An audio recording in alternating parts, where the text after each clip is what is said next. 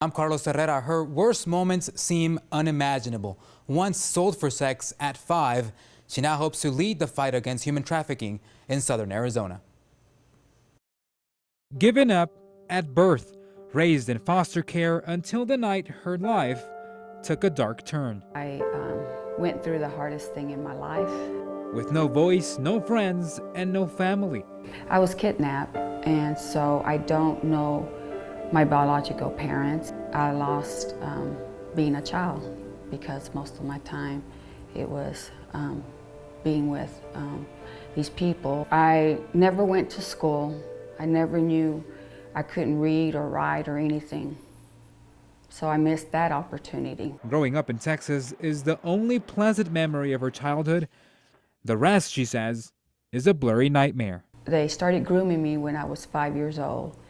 And at the age between 8 and 9, I was sold. To a powerful gang. For, it could be 7 days, a night, depending on who they wanted me for the money. She was forced to have sex for money or face the harsh consequences. They would beat me up, they would use different objects, pretty much what they wanted to do.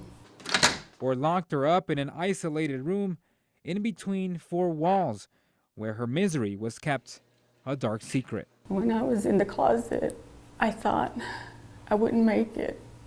And so I would just pray and ask, God to help me, because I didn't know if I was going to make it.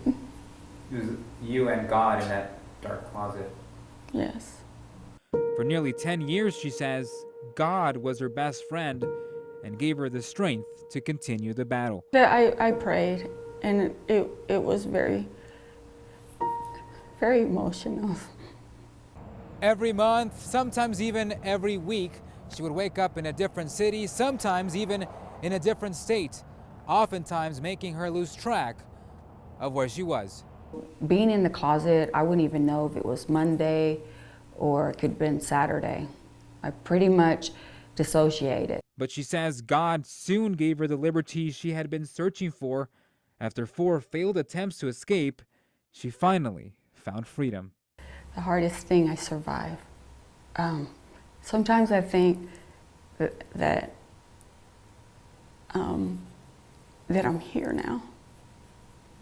And that when that was happening to me, I didn't think I was going to make it out. Almost a decade later, she still lives in a life in disguise with a new identity.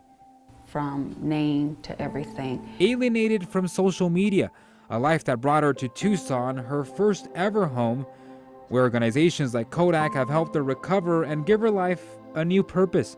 She's now enrolled in school where she hopes to obtain her GED, go to college, and eventually become a social worker, where she'll be able to help others who have suffered the same pain she did for 10 years. A profession, she says, will help her reach one of her many dreams. That they will see me, who I am, a survivor. I'm Carlos Herrera, KGUN 9, on your side.